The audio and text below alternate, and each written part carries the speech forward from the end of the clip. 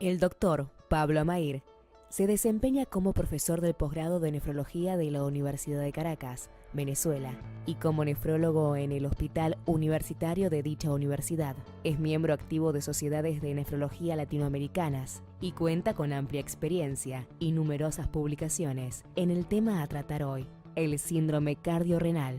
Los síndromes cardiorrenales son un frecuente desafío para el equipo de salud que trabaja en prácticas ambulatorias y en unidades de cuidado intensivo. Conocer su fisiopatología es crítico para la toma de decisiones entre tratamiento médico o terapia de reemplazo. Antes de comenzar a desarrollar el tema de hoy, quiero recordarles que el riñón es un órgano multifuncional y no solo producto de orina, por lo que la alteración de su funcionalismo repercute en todo el organismo y, como veremos en la siguiente lámina, tiene una estrecha relación con diferentes órganos y funciones. La lámina precisa estas relaciones y cómo afecta sus funciones, y ahora hablaremos de la especial relación cardiorrenal. La lámina explica por sí sola la relación cardiorrenal. La afectación de uno repercute sobre el otro, lo que podremos apreciar a continuación. Y así podremos comprender mejor el llamado síndrome cardiorrenal y cómo podemos apreciar en la lámina el modelo de Guyton, que explica la relación gráficamente y probablemente por primera vez la relación riñón-corazón con la presión arterial y el volumen extracelular, la cual se actualiza en trabajos posteriores. Aquí vemos cómo el corazón y riñón comparten los mismos riesgos cardiovasculares y renales, que afectan a ambos órganos una vez que aparecen, y explican los siguientes conceptos. Las alteraciones de laboratorio aparecen precozmente en la enfermedad renal y, como podemos ver en la lámina, aumentan a medida que progresa la enfermedad renal, dañando otros órganos y acelerando la progresión de la enfermedad renal, lo que va a explicarnos la asociación de enfermedad cardiovascular con la renal, como veremos a continuación. Ya vimos que en la enfermedad renal sus efectos secundarios aparecen en sus primeras etapas. Las principales etiologías responsables tanto de la enfermedad renal como cardiovascular generalmente no aparecen solas, sino que vienen en grupos, aumentando así la morbimortalidad. Y en la siguiente podemos apreciar en forma resumida los diferentes factores aterogenéticos, los cuales también son los principales responsables de la progresión de la enfermedad renal, como vemos en la siguiente lámina. La asociación de factores aterogenéticos entre enfermedad renal y cardíaca nos explica cómo ha sido mencionado en charlas anteriores la asociación de problemas cardiovasculares en enfermedad renal y viceversa, lo cual lo mostraremos en las siguientes láminas. La incidencia y prevalencia de la enfermedad cardiovascular aumenta a medida que la enfermedad renal avanza y se deteriora la función renal, lo mismo que la mortalidad, como veremos a continuación. En los diferentes estadios de la enfermedad renal, es mayor la mortalidad cardiovascular que la renal, falleciendo por causas cardiovasculares el 45% de los pacientes con estadio 4 de la enfermedad renal, y solamente llegan a diálisis o estadio 5 el 20% de los pacientes, como lo muestra el clásico estudio de Kaiser Corp. Y esta mayor mortalidad se mantiene aún en los pacientes en tratamiento de reemplazo de la función renal, dado que la enfermedad cardiovascular ya está establecida en la enfermedad renal y sigue progresando en el paciente aún en diálisis. Pasamos a continuación a entrar en desarrollar el síndrome cardiorrenal. Pero antes, nos refrescamos algo con uno de los árboles de mi país, el araguaney. El término cardiorrenal ha sido utilizado en la literatura médica para describir la conexión hemodinámica y neurohormonal que existe entre corazón y riñón desde hace más de 100 años.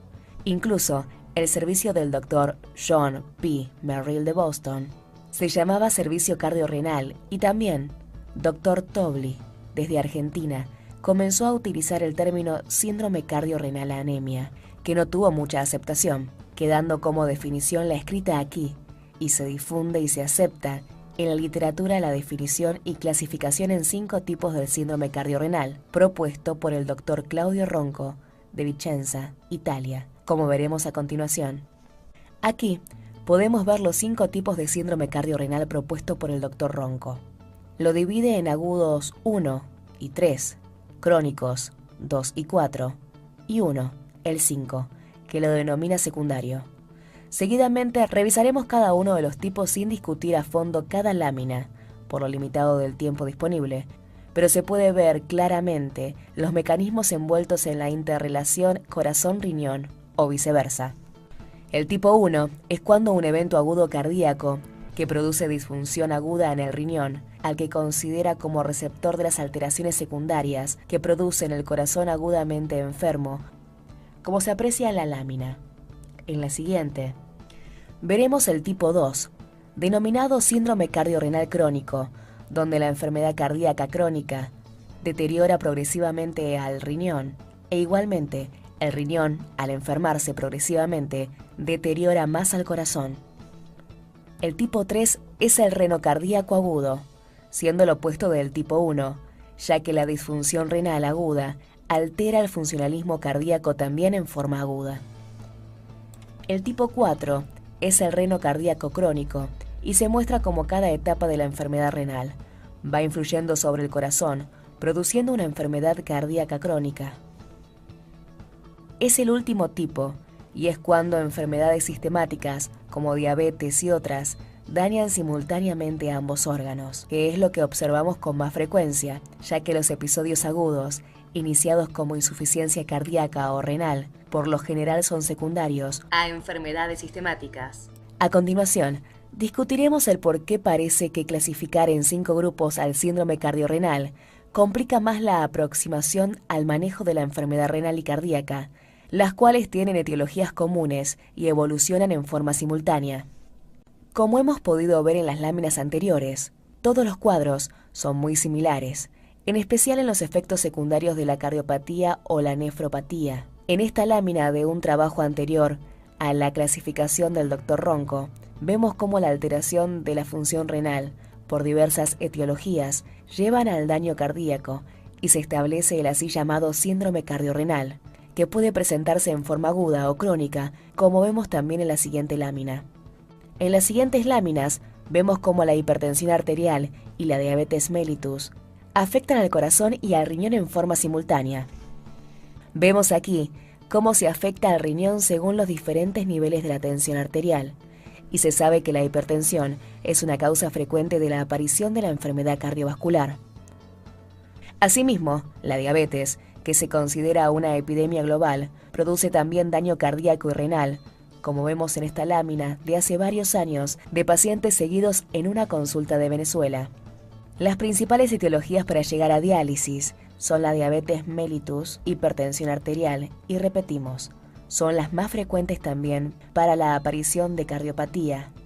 En Venezuela, como en el resto del mundo, se repite lo mismo. Dada la similitud de los factores de riesgo y de la afección simultánea de riñón y corazón, y también de otros órganos como hemos mencionado antes, presentaremos lo que en nuestro grupo llamamos eje cardiorrenal, donde podemos ver el efecto de los factores de riesgo y cómo evoluciona la enfermedad cardiovascular y renal hasta la muerte o iniciar diálisis o trasplante en una forma progresiva. 31 de nuevo.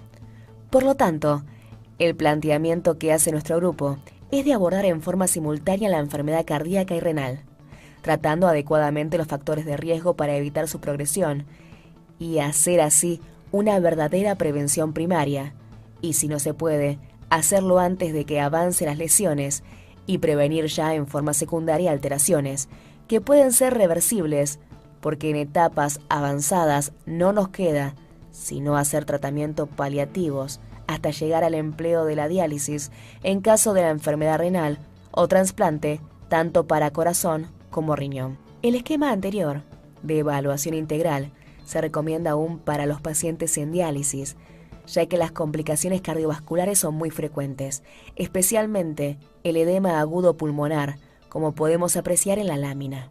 Debemos recordar que la mortalidad por causa cardiovascular es la principal causa de muerte en los pacientes en diálisis, igual que como se ve en las diferentes etapas de la enfermedad renal antes del inicio de la diálisis.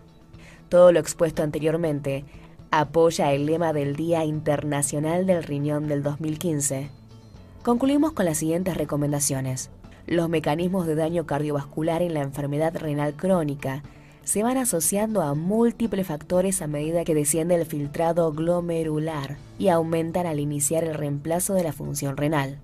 El daño cardíaco progresivo también afecta al funcionamiento renal y aumenta la mortalidad.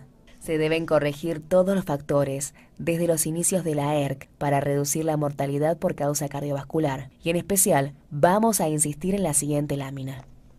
Con el manejo multidisciplinario en todas las etapas de la enfermedad renal y cardíacas, y también para los pacientes en diálisis, con el fin de mejorar la atención y calidad de vida de los pacientes con el menor número de complicaciones.